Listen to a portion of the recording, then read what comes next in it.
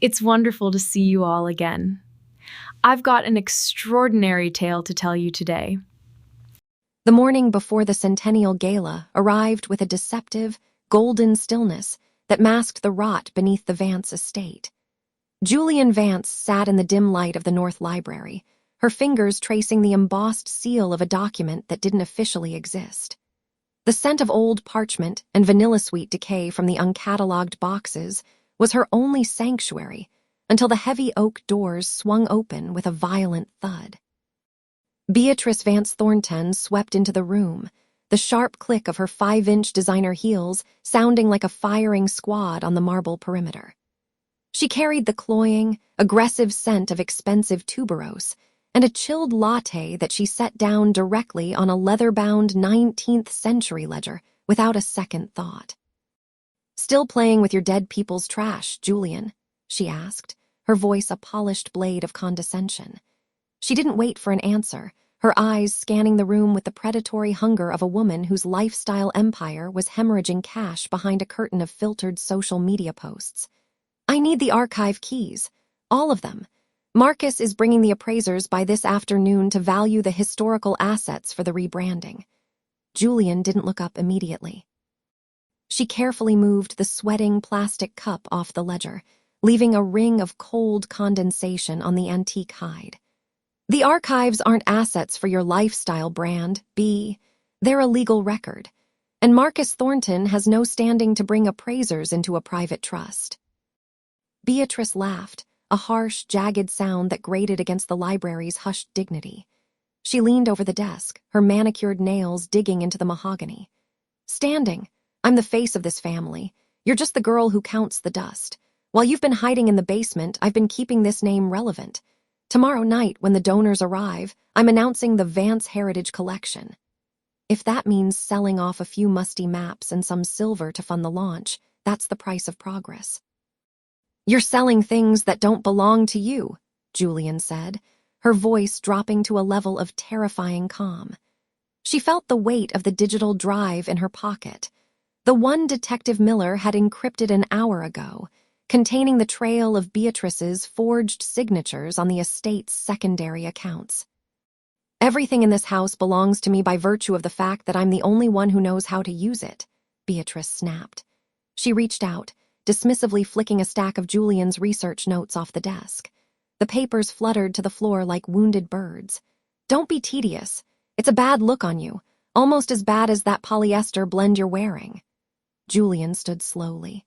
She was half a head shorter, but the stillness in her posture made Beatrice's frantic energy look like weakness.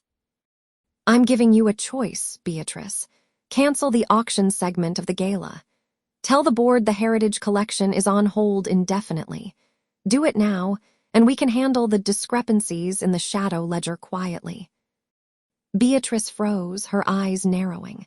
For a fleeting second, a flicker of genuine panic crossed her face, the blood draining from her perfectly contoured cheeks. But the arrogance that had fueled her for a decade surged back, turning the fear into a sneer. "The shadow ledger? Is that what you're calling your little diary now?" Beatrice stepped closer, her tuberose perfume becoming an olfactory assault. "You've always been jealous. From the moment I married Marcus and took over the social chair, you've been looking for a way to pull me down to your level. But you're forgotten, Julian. In 24 hours, I'll have the funding to take my brand global, and you'll be an unwanted tenant in a house I own." "You don't own it yet," Julian whispered. "Close enough," Beatrice retorted, turning on her heel. She paused at the door, looking back with a look of pure, unadulterated entitlement. "And tell Mrs. Gable to stop forgetting to polish the silver in the West Wing. If she can't do her job, she can join you in the unemployment line after the gala. I'm clearing out the dead weight, starting tomorrow." The doors slammed shut, the vibration rattling the crystal inkwell on the desk. Julian waited until the sound of the heels faded into the distance. She reached into her pocket and pulled out her phone, hitting a speed dial number. "Miller," she said when the line picked up. "She didn't take it. She's doubling down on the auction." "Are you sure you want to go through with this?" The detective's voice was low, cautious. "Once we upload the forensic trail to the board's portal during her keynote, there's no taking it back. It's not just a scandal, Julian. It's a felony. Julian looked down at the ring of moisture Beatrice had left on the 150-year-old ledger. She thought of Mrs. Gable's trembling hands, the forged deeds, and the way her sister had turned their father's legacy into a personal ATM. "I gave her the warning," Julian said, her eyes fixed on the clock on the library wall. The pendulum swung with rhythmic, punishing precision. "She thinks I'm the dust. She's about to find out what happens when you choke on it." She ended the call and opened her laptop. On the screen, a countdown timer for the gala glowed in the dim room. 23 hours, 59 minutes. Julian picked up her pen and began to write the opening remarks for a speech Beatrice would never get to finish. Her hand was perfectly steady. The sleeping lion had finished its rest. The hunt was officially underway. The next morning, the sun bled through the library's tall windows, casting long, accusing shadows across the empty spaces where the Vance archives used to sit. Julianne Vance stood by the cold hearth, her fingers tracing the edge of a mahogany shelf. The house felt hollowed out, a ribcage stripped of its heart. She heard the front door chime, a bright, artificial sound that didn't belong in a house of mourning. A moment later, the sharp, rhythmic click of designer heels announced her sister's arrival. Beatrice Vance Thornton swept into the room, draped in a cream-colored trench coat that cost more than the archivist's annual salary. Behind her trailed Marcus Thornton, his eyes darting toward the antique silver service on the sideboard with the restless hunger of a man who knew his credit cards were screaming. "It's still so dusty in here," Beatrice said, waving a manicured hand in front of her face. The scent of her cloying, expensive perfume, something with notes of jasmine and arrogance, instantly choked the smell of old paper and beeswax. "Honestly, Julian, how you spend 10 hours a day in this gloom is beyond me. It's morbid." Julian didn't turn. She watched her sister's reflection in the glass of a locked cabinet. "The gloom has a name, Beatrice. It's called history." "It's called a liability," Beatrice snapped. She gestured to the two men in jumpsuits waiting in the foyer. "Marcus and I have already cleared it with the estate liquidators. The primary archives are being moved to a warehouse in Jersey this afternoon. We need the space for the gala pre-party." Julian finally turned, her gaze level. "The archives are protected under the primary trust. You can't move them without a signature from the executor." Marcus stepped forward, a smirk playing on his thin lips. He adjusted his silk tie, the pattern a garish display of new money. "The executor who happens to be your sister, Julian, keep up. We're streamlining the assets. This house is a gold mine, but not if it's filled with your scrapbooks." "They aren't scrapbooks," Julian said, her voice dropping to a dangerous, icy calm. "They are the legal deeds to every property our father built. They are the foundation of the Vance legacy." Beatrice let out a sharp, jagged laugh. She reached into her Hermes bag and pulled out a slim, gold-embossed envelope, sliding it across the library table. It hit the wood with a soft, dismissive thud. "Consider that your severance, Jules. I've booked you a suite at the Fairmont for the next week. You're clearly overwhelmed by the legacy. I'll have Mrs. Gable pack your things by 5. The rage spiked in Julian's chest, a hot, bright flame she had to swallow. She looked at the envelope, a bribe to get her out of the house before the forensic audit could be completed. Beatrice wasn't just stealing the money, she was trying to erase the witness. "I'm not going to the Fairmont," Julian said. "It wasn't a suggestion," Beatrice replied, her eyes narrowing. "You're an employee of the estate, nothing more. And as of 10 minutes ago, your position is redundant. Don't make this tawdry. You've always been the quiet one, the sleeping lion Dad used to call you. Well, lions don't belong in a lifestyle brand's headquarters." Julian felt the weight of the encrypted flash drive in her pocket, the one Detective Miller had hand-delivered at dawn. It contained the metadata from the forged signatures Beatrice had used to bypass the trust's secondary safeguards. She thought of the call she'd made to Arthur Sterling just an hour ago. The trap was set, the steel jaws open and waiting. "You're right," Julian said, her voice steady. "I have been quiet." She walked toward the door, pausing just inches from her sister. The smell of the jasmine perfume was overwhelming now, a floral mask for the rot beneath. Julian leaned in, her voice a mere whisper that only Beatrice could hear. "Enjoy the gala, Beatrice. Make sure you wear the Vance diamonds. They look so much better in the light than they do in a pawn shop ledger." Beatrice froze, the color momentarily draining from her cheeks before her mask of arrogance snapped back into place. "I don't know what you're talking about." "I think you do," Julian said. She glanced at Marcus, who was suddenly very interested in his shoes. "I'll be out by 5, but I'll see you at the keynote tomorrow night. I wouldn't miss your speech for the world." As Julian walked out, she caught the eye of Mrs. Gable, who was standing in the shadows of the hallway. The older woman gave a single, imperceptible nod. The first piece of the forensic trail was already being uploaded to the board's secure server. 16 hours until the gala. The countdown wasn't just for a party anymore. It was for an execution. Julian stepped out into the crisp morning air, the heavy thud of the library doors closing behind her sounding like the first strike of a gavel. 2 hours after the heavy library doors had latched behind her, Julianne Vance sat in a windowless office that smelled of ozone and stale espresso. The rhythmic hum of cooling fans from a dozen server towers provided a low, mechanical heartbeat to the room. Across the cluttered desk, Detective Miller tapped a rhythm on his keyboard, his face illuminated by the harsh blue glow of 3 oversized monitors. "It's not just a bad copy, Julian," Miller said, his voice gravelly from lack of sleep. He clicked a mouse, and 2 signatures appeared side by side, magnified until the ink grains looked like boulders. "It's a digital composite.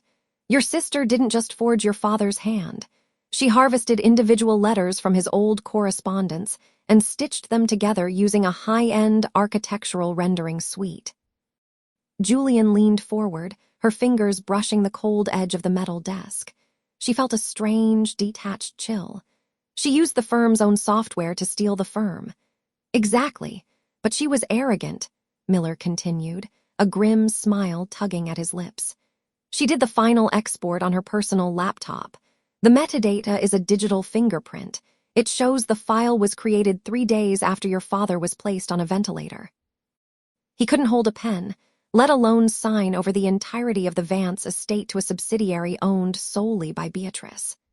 The phone in Julian's pocket buzzed, the vibration jarring against her hip.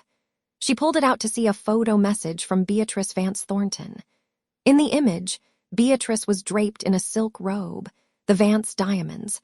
The ones she'd claimed were in a secure vault for cleaning, sparkling with obscene brilliance around her neck. "Found these in the back of the safe," the caption read. "Dad always said they were wasted on someone as drab as you. Don't bother showing up to the gala tomorrow unless you're planning to serve the drinks. Marcus already has the listing for your little archive apartment ready to go. We need the space for the new yoga studio." Julian's grip tightened on the phone until her knuckles turned white. The sheer audacity of the woman, gloating over stolen heirlooms while planning to make her own sister homeless, sent a surge of cold fury through her veins. She didn't reply. She didn't need to. "Can you put this on a secure drive?" Julian asked, her voice dropping to a level of calm that made Miller pause his typing. "I can do better," Miller said. "I've mapped the IP address she used to access the shadow ledger. Arthur Sterling has been the gatekeeper of those files for 30 years, but even he didn't notice the backdoor Beatrice had Marcus install. It's all here. The theft, the forgery, and the systematic draining of the trust accounts." He slid a small, heavy USB drive across the desk. It felt like a physical weight, a polished silver bullet. Julian tucked it into the hidden velvet lining of her purse. The door to the office creaked open, and Mrs. Gable stepped in, her sensible coat buttoned to the chin. She looked out of place in the high-tech sanctuary, but her eyes were sharp. She handed Julian a small, yellowed envelope. "I found this tucked behind the loose baseboard in the library, just where your father said he'd leave the contingency," the housekeeper whispered. The scent of lavender and old paper clung to her, a sharp contrast to the sterile office. Beatrice spent the afternoon screaming at the caterers because the lilies weren't the right shade of white. She has no idea the locks have already started turning against her. Julian opened the envelope. Inside was a single physical key to a private deposit box and a handwritten note from her father, dated a week before his accident. For Julian, when the lion wakes, the hyenas must run. She's convinced she's won, Julian said, looking at the key. She thinks the gala is her coronation. She's already picked out the dress, Mrs. Gable added with a thin, satisfied smile. Gold sequins. She wants everyone to see her shining when she announces the merger and the dissolution of the Vance name. Let her shine, Julian replied. The brighter the light, the easier it is to see the cracks in the foundation. She stood up, her movements precise and deliberate. She could almost hear the countdown ticking in her head. 14 hours until the first guest arrived. 13 hours until Beatrice took the stage to claim a throne built on lies. As she walked toward the exit, her phone buzzed again. It was a calendar alert Marcus had likely set as a final taunt. 5:00 p.m. archive eviction notice served. Julian paused under the flickering fluorescent light of the hallway. She thought of the diamonds around Beatrice's neck and the way Marcus had looked at his shoes in the library, the coward's silence fueling the bully's fire. They were so certain of her weakness, so blinded by their own reflected glory, that they hadn't noticed the shadow she was casting. "Miller," Julian called back over her shoulder. "Yeah. Make sure the remote access is primed. I want the display to be visible from every screen in the ballroom." No one gets to look away. "You got it," the detective said, his fingers returning to the keys. Julian stepped out into the night air. The city was a grid of lights, vast and indifferent, but her focus was narrow. She reached into her bag and touched the cold metal of the drive. Tomorrow, Beatrice would have her audience. She would have her stage, her sequins, and her stolen diamonds. And in front of every investor, every socialite, and the family attorney, Julian would show them exactly what was hidden in the dark. The gala wasn't a celebration. It was a trap, and Beatrice was walking into it with a smile on her face. Julian climbed into her car, the engine's purr the only sound in the quiet street. 10 hours to go. The sleeping lion wasn't just awake, it was hungry. The morning of the Vance Foundation Gala arrived with the suffocating scent of 5,000 white lilies. They were everywhere, overflowing from crystal vases, choked into the banisters, and lining the grand marble staircase of the estate. Beatrice Vance Thornton stood in the center of the foyer, her voice a sharp, jagged blade that cut through the frantic humming of the decorators.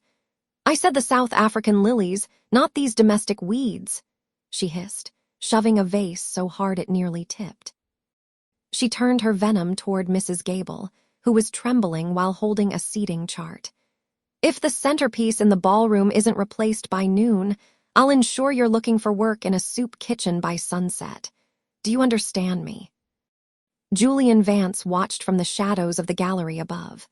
She could feel the cold, heavy weight of the USB drive in her pocket, a stark contrast to the airy, performative opulence below. The sound of Beatrice's heels, a rhythmic, aggressive clicking against the marble, echoed like a countdown. Julian descended the stairs slowly, her hand grazing the polished wood. She wore a simple charcoal suit, looking every bit the unassuming archivist Beatrice expected her to be. "You're late," Beatrice snapped, not even looking up as she adjusted a diamond cuff that cost more than the estate's annual property taxes. "I need you to verify the provenance tags on the jewelry display. And for heaven's sake, try to stay out of the photos tonight. You look like a funeral director." "I'll be sure to stay exactly where I need to be, Beatrice," Julian said, her voice unnervingly level. She stepped into the light of the foyer, meeting her sister's frantic, arrogant gaze. "But are you sure you want so much attention on the estate's history tonight? Sometimes, when you shine a light that bright, you see things you'd rather keep in the dark." Beatrice let out a short, mocking laugh. She stepped closer, the cloying scent of her expensive, metallic perfume filling the space between them. "Is that a threat, Julian, from you? You've spent your life hiding in dusty basements while I built this brand. You're a footnote. I'm the headline." She reached out, flicking a stray hair off Julian's shoulder with a gesture of pure, dismissive contempt. "Don't forget who signs your checks. You're here because I allow it. Your charity." "I'm family," Julian corrected softly. And family knows where the shadow ledger is kept, even the clauses you chose to ignore. The color in Beatrice's face shifted, just for a fraction of a second, before her mask of entitlement hardened back into place. The shadow ledger is a myth our father told to keep us in line. It doesn't exist. Now go. Arthur is in the library and he's losing his patience with the final disclosures.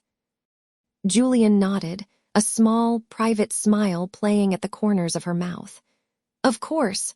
I'll go see Arthur Sterling now. I wouldn't want to keep the truth waiting.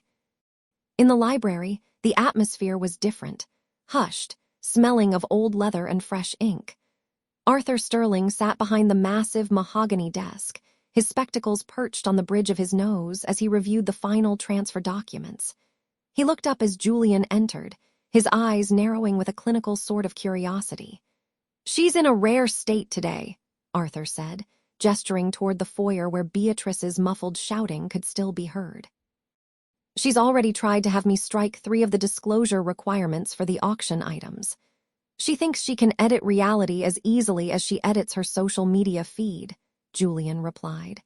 She sat across from him, her posture perfect, her eyes bright with a terrifying clarity.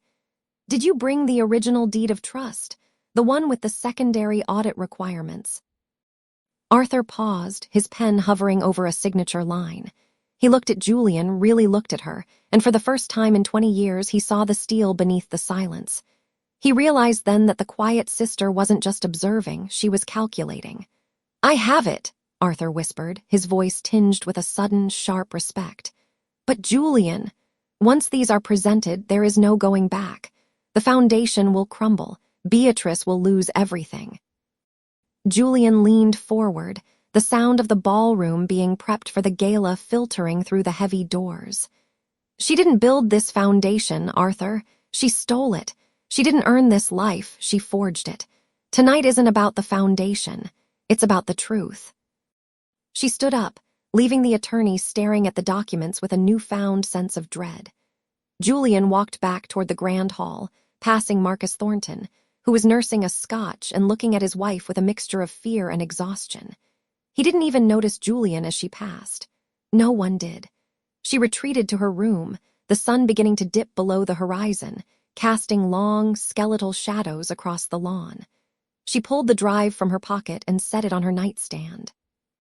6 hours until the first guest arrived. 6 hours until the world Beatrice had built out of lies and arrogance met the one thing she couldn't buy, bully, or bury. Julian looked at her reflection in the mirror. She wasn't the archivist anymore. She was the architect of a collapse. She picked up her phone and sent a single text to Detective Miller. "The display is ready. Don't let them turn off the lights." The evening of the Sterling Gala arrived with a suffocating layer of humidity that even the estate's industrial-grade cooling system couldn't fully mask. By 7 o'clock, the Vance Manor had been transformed into a gilded cage of high society expectations. The scent of thousands of imported lilies, thick and cloying like a funeral parlor, drifted through the grand foyer, mingling with the sharp, metallic tang of expensive champagne. Julian stood at the edge of the ballroom, her fingers grazing the cool, smooth silk of her navy gown. It was a dress meant to disappear into the shadows, a stark contrast to the shimmering gold sequins Beatrice wore as she held court in the center of the room. Julian felt the weight of the thumb drive in her small clutch, a tiny, plastic rectangle that held the power to incinerate every lie currently being toasted with crystal. Beatrice laughed, a high, brittle sound that cut through the low hum of the string quartet. She leaned into a group of wealthy donors, her hand resting dismissively on the shoulder of a woman whose family had funded the Vance Foundations for decades. "Oh, Julian is such a dear," Beatrice said, her voice carrying easily across the marble floor. She didn't look back, but she knew exactly where her sister was standing. "She's always had a passion for the dusty corners of the world. I suppose someone has to keep the records while the rest of us actually build the future. It's a quiet, thankless little life, but she's quite suited for it." The donors offered polite, pitying smiles toward the shadows. Julian didn't flinch. She watched as Marcus Thornton approached his wife, his face a mask of sweating anxiety. He looked like a man standing on a trapdoor, clutching a scotch as if it were a life preserver. He caught Julian's eye for a fleeting second, and the sheer terror in his gaze was a sensory anchor more grounding than the music. He knew, or at least he knew enough to be afraid. "Julian!" a low voice rumbled beside her. She turned to find Arthur Sterling. The family attorney looked older tonight, the lines around his mouth etched deep with a grimace of professional distaste. He adjusted his silk tie, his eyes scanning the room with the practiced neutrality of a man who had buried 1,000 secrets. "Board members are asking about the Foundation's annual report," Arthur whispered, his voice barely audible over the violins. "They noticed the discrepancies I flagged. Beatrice is telling them it's a clerical error on your part. She's scapegoating the archives, Julian. If you have a move to make, the window is closing." "The window isn't closing, Arthur," Julian replied, her voice as calm as a frozen lake. "It's being shattered. Tell the board to stay for the tribute video. I've ensured it's comprehensive." Arthur's eyes narrowed, but before he could press her, Beatrice swept toward them, the gold sequins of her dress hissing against the floor. She smelled of a cloying, custom-blended perfume, sandalwood and arrogance. "There you are, Arthur," Beatrice chirped, ignoring Julian entirely at first. She adjusted a diamond bracelet that Julian recognized as a piece their mother had intended for the estate museum, not a gala floor. "The press is asking for a quote about the new expansion. And Julian, darling, do stop hovering. You look like a gargoyle. Why don't you go find Mrs. Gable and see if the catering staff needs help with the hors d'oeuvres? You've always been so much better with the help than with the guests." "I'm exactly where I need to be, Beatrice," Julian said. Beatrice's smile didn't falter, but her eyes turned into chips of ice. She leaned in, her voice dropping to a jagged whisper that only Julian and Arthur could hear. "Listen to me, you pathetic little mouse. You've spent your life hiding in the basement. Tonight is my coronation. If you breathe a word of your concerns to anyone in this room, I will have you escorted out by security and blacklisted from every historical society in the country. You will be nothing. Do you understand?" Julian felt the cold, hard edge of the thumb drive through the fabric of her bag. She thought of the forged signatures, the diverted funds, and the way Beatrice had laughed while signing away their father's legacy. "I understand perfectly," Julian said. Beatrice patted Julian's cheek, a sharp, condescending sting of a gesture, and spun away to greet a local senator. Julian slipped away from the ballroom, moving toward the small alcove behind the heavy velvet curtains where the AV technician was stationed. The sound of her own heels on the parquet floor felt like a countdown. She found the technician, a young man overwhelmed by the scale of the event, and handed him the drive. "Change of plans," she said, her voice steady. "The tribute video has been updated. Use this file instead. Mr. Sterling has already cleared it." The technician nodded, too distracted by his monitors to question her. Julian stepped back into the hall, nearly colliding with Mrs. Gable. The housekeeper was carrying a tray of empty glasses, her face pale. "Miss Julian," the older woman whispered. "Detective Miller is at the service entrance. He says the digital trail is confirmed. He's waiting for your signal." "Thank you, Mrs. Gable. Tell him the presentation starts in 10 minutes." Julian walked back into the grand hall. The room was a sea of false smiles and predatory wealth, centered around a woman who thought she had won. Beatrice stood on the small stage now, tapping a microphone to command the room's attention. The light from the crystal chandeliers caught the gold of her dress, making her look like an idol. "Ladies and gentlemen," Beatrice began, her voice amplified and echoing off the marble walls. "Tonight, we celebrate the future of the Vance legacy. But first, let's take a look back at how we got here." The lights began to dim. A massive projector screen lowered from the ceiling, cutting through the floral scent with the smell of warm electronics. Julian stood at the very back of the room, her arms crossed, watching her sister's triumphant silhouette. Beatrice turned to the screen, her face lit with a practiced, humble glow. "Roll the film," she commanded. The screen flickered to life, but it wasn't the sweeping shots of the estate gardens that appeared. Julianne felt her pulse slow to a rhythmic, predatory thrum. The first image wasn't a photograph. It was a scanned document, a bank transfer with a signature that was about to become the most famous forgery in the state. Julianne took a slow breath of the cool, filtered air. The silence in the room was about to become deafening. The projector's hum was the only sound in the suffocating silence of the Vance ballroom. The scent of expensive lilies, usually so sweet, now felt cloying, like funeral incense. On the massive screen, the image of the forged bank transfer remained frozen. The signature, a jagged, desperate imitation of their father's hand, glowed in high definition, exposing every tremor of the pen. Julianne Vance stood in the shadows of the rear gallery, her fingers grazing the cold, pebbled leather of the archive folder she held. She didn't need to look at the screen. She had memorized every pixel of that betrayal months ago. Her pulse was a steady, rhythmic thrum against her ribs. She felt a strange, detached calm, the kind that comes only when the trap has finally snapped shut. At the front of the room, Beatrice Vance Thornton remained frozen in the spotlight.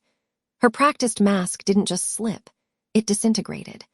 The artificial glow of the projector caught the sudden, sharp tremor in her lower lip, which pulled back to reveal teeth clenched in a desperate, animalistic grit. Her eyes, usually narrowed with calculated disdain, blew wide until the whites were visible all the way around the irises, darting toward the exits like a trapped bird.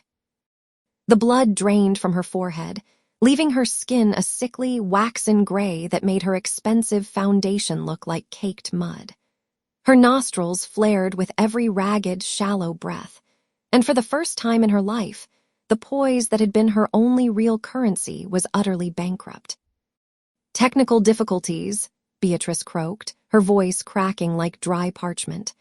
She turned to the tech crew, her eyes wild. "Shut it off!" I said, "shut it off!" But the screen flickered again. This time, it wasn't a document. It was a video file, a grainy, high-angle shot from a hidden security camera in the estate's private study.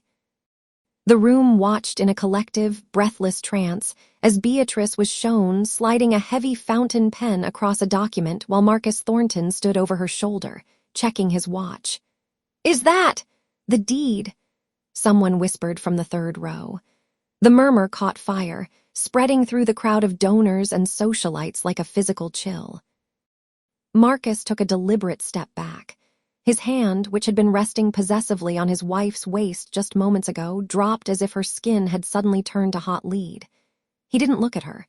He looked at the exit, his jaw tight, already calculating the cost of his association. "Arthur," Beatrice gasped, spinning toward the front row. "Arthur, do something. This is a violation. It's a fabrication." Arthur Sterling stood slowly. The family attorney didn't look surprised. He looked like a man finally closing a book he'd grown tired of reading. He reached into his breast pocket and pulled out a pair of silver-rimmed spectacles, settling them on his nose with agonizing slowness. "Actually, Beatrice," Arthur said, his voice amplified by the podium microphone, "it is a revelation. I received a digital forensics report from Detective Miller less than an hour ago. The metadata on these files is irrefutable." He turned to the stunned audience, his expression grave.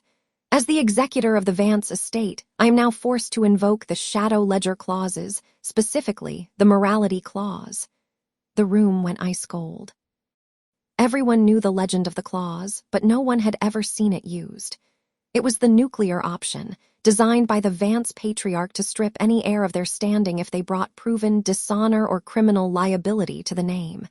Beatrice's knees buckled. She grabbed the edge of the podium, her knuckles white against the dark wood. "You can't," she hissed. "I am this legacy. Without me, there is no Vance brand." Julianne stepped out of the shadows. The click of her modest heels on the marble floor sounded like a gavel. She walked down the center aisle, her gaze locked on her sister. The crowd parted for her, a sea of silk and wool retreating to give her space. "You spent so much time curating a legacy, Beatrice," Julianne said, her voice low but carrying to every corner of the silent hall, "that you forgot to actually build one. A brand is just a lie you tell to strangers." A legacy is the truth you leave behind. Julianne stopped at the foot of the stage. She didn't look up at the screen. She looked at the woman who had spent years trying to bury her in the footnotes of their family history. "The house is being frozen tonight," Julianne added, her tone almost conversational. "Arthur has already filed the injunction. You have 1 hour to collect your personal effects. Marcus, I suggest you start with the jewelry. It's likely the only thing the bank won't seize." Beatrice lunged toward the edge of the stage, her hand outstretched as if to claw Julianne's eyes out, but 2 of the event's security guards, men Beatrice had hired herself to keep riffraff out, stepped forward to block her path. Julianne didn't flinch.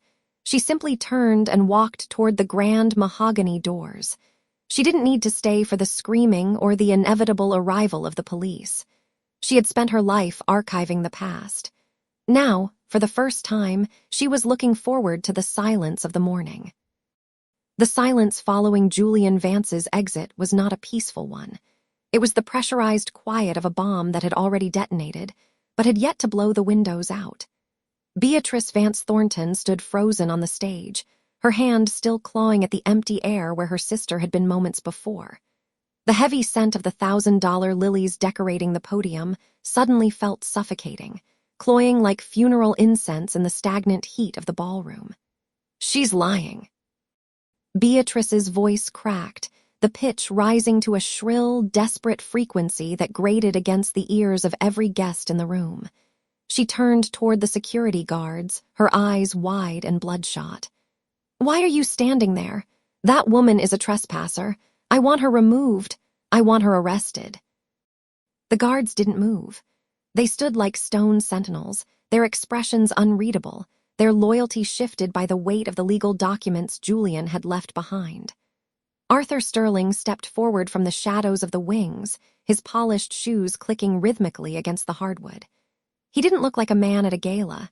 He looked like an executioner in a bespoke suit. He held a leather-bound folder, the shadow ledger, with the reverence of a holy relic. "The only one being removed tonight, Beatrice, is you," Arthur said. His voice was calm, carrying to the back of the hall without the need for a microphone. "The injunction is comprehensive.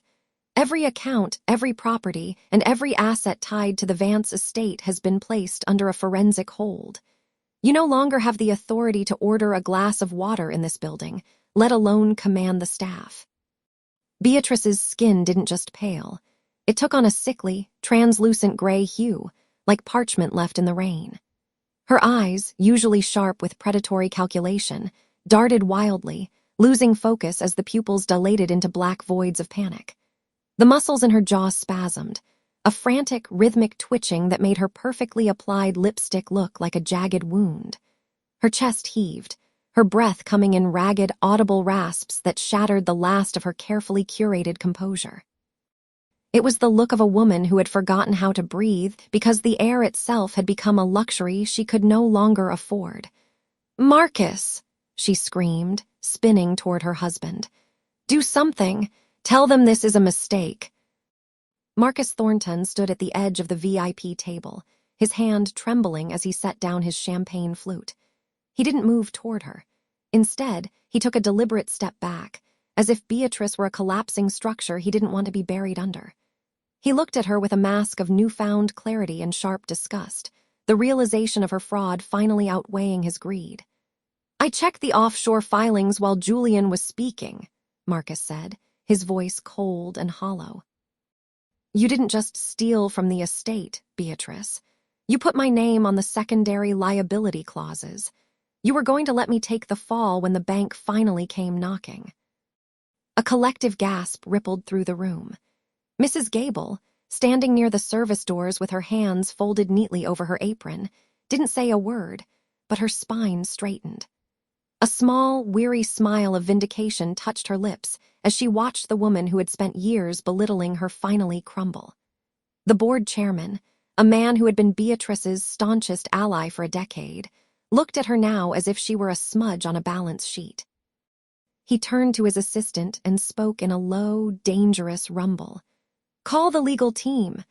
I want a full audit of every lifestyle brand contract she signed this year. If she touched the pension fund, I want her head." "I did it for us," Beatrice shrieked, her voice echoing off the crystal chandeliers. "I kept this family relevant. Julian is a ghost, a nothing. She doesn't understand the power of the Vance name. The Vance name is exactly what she understands." A new voice cut through the chaos. Detective Miller entered through the grand mahogany doors, his badge catching the light with a clinical, unforgiving flash. He wasn't alone. 2 uniformed officers followed him, their handcuffs jingling with a metallic finality that silenced the room. Miller walked straight to the stage, tapping a digital tablet. "We've finished the sweep of your private server, Mrs. Thornton. The digital forensics are quite clear. The signatures on the 2021 restructuring documents weren't just forged. They were traced from your father's medical records while he was in a coma." The room went deathly still. Even the socialites who had spent the evening whispering behind their fans were frozen in horror. One young woman in the front row was already holding her phone up, the flash capturing Beatrice's ruin for 1,000 followers to see. Beatrice looked at the handcuffs, then at the sea of faces that had once bowed to her.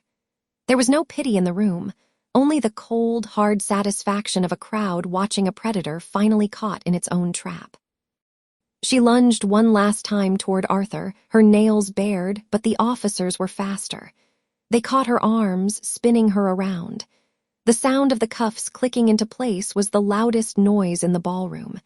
"You can't do this," she sobbed, her knees buckling as they led her down the stairs. "I am a Vance. This is my house."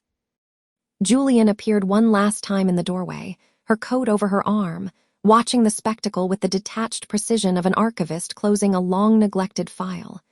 She didn't gloat. She didn't shout. She simply waited until Beatrice's frantic eyes met hers. "You spent your life trying to erase me from the Vance legacy, Beatrice," Julian said, her voice a steady anchor in the storm of her sister's collapse. "In the end, you're the only one who's been deleted." Julian turned and walked into the cool night air, leaving the screaming behind. She didn't look back as the police cruisers. Lights began to pulse against the marble facade of the house, signaling the end of an era and the beginning of a very long, very quiet reckoning. 6 months had passed since the silence had first settled over the Vance estate, a heavy, velvet quiet that replaced the frantic parties and the echoes of Beatrice's screeching demands. The scandal had been a wildfire, consuming the Vance name in the headlines before leaving behind nothing but the cold ash of public disgrace. For Julianne Vance, the quiet was not a void, but a sanctuary. She sat in the grand library, the air thick with the comforting, earthy scent of old parchment and the faint, sweet trace of the beeswax she used to polish the mahogany shelves herself.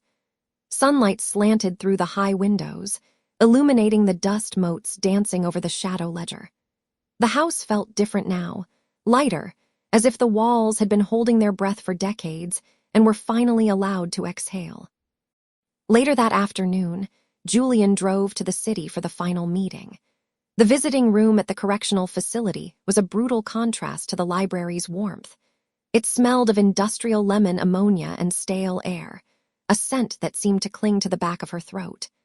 The rhythmic, annoying click of a ceiling fan with a loose bearing was the only sound until the heavy steel door groaned open. Beatrice Vance Thornton walked in, though the walk was more of a shuffle. The designer silk and tailored blazers were gone, replaced by a coarse, shapeless jumpsuit of institutional orange that made her skin look sallow and gray. Her hair, once perfectly coiffed, was pulled back in a messy, limp ponytail. She sat down behind the plexiglass, her eyes darting around the room with a frantic, trapped energy. "You look terrible, Julian," Beatrice hissed, her voice a jagged shadow of its former authority. She gripped the edge of the laminate table, her knuckles white and shaking. "I hope you're happy. You've destroyed the legacy. You've dragged our father's name through the mud just to prove a point." Julian didn't flinch. She watched her sister with the detached precision of an archivist examining a ruined scroll. "The legacy was a lie, Beatrice. You were the one who turned it into a crime scene." "You think you're so much better than me," Beatrice snapped, her entitlement bubbling up like acid. It was a familiar rage spike, the same arrogance that had blinded her for years. "But you're nothing without the Vance money, and you're going to give it back. I've already drafted a letter to Arthur Sterling. Once I'm out on appeal, I'm suing you for every cent you stole from the trust. You owe me that much for what you've put me through." Julian waited. She let the silence stretch until Beatrice began to fidget, her eyes losing their defiant spark. "There is no trust left, Beatrice," Julian said, her voice steady and cold. "I spent the last 3 months working with Detective Miller to trace every offshore account you touched. Every penny you embezzled from the lifestyle brand has been seized. The court approved the liquidation of your personal assets yesterday." Beatrice's mouth opened, then closed. A vein throbbed in her temple. You can't. Marcus Thornton wouldn't let you. He's my husband. He has half of those assets." "Marcus is the one who signed the affidavits," Julian replied. "He traded his testimony for immunity. He's already moved to a small apartment in the suburbs, Beatrice. He didn't even ask for the furniture." The color drained from Beatrice's face, leaving her looking older than Julian had ever seen her. The face slap of reality was visible in the way her shoulders slumped, the weight of her isolation finally crushing her. She looked around the drab, clinical room as if realizing for the first time that there were no servants to call, no lawyers to bully, and no sister left to manipulate. "What am I supposed to do?" Beatrice whispered, her voice cracking. "I have nothing." "You have exactly what you gave me for 20 years, Julian said, standing up. "The truth."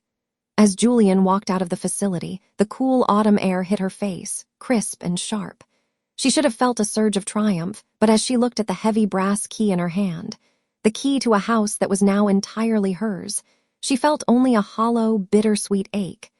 She had won the war, but the cost was the total extinction of the family she had once hoped to save. She drove back to the estate, stopping at the end of the long, winding driveway. The house stood on the hill, magnificent and lonely. Mrs. Gable was waiting on the porch, a small, steady figure in the distance. Julian looked at the empty passenger seat of her car, realizing she was the last one left to carry the name. The lion had protected the pride, but in the end, she was the only one still standing in the garden. She put the car in gear and drove toward the house, leaving the ghosts of the Vance legacy in the rearview mirror.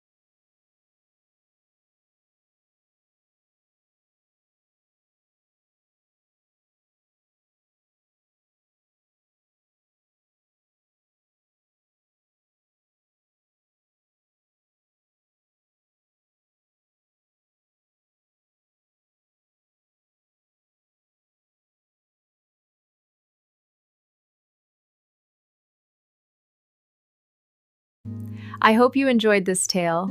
Please subscribe to support the channel. Goodbye for now.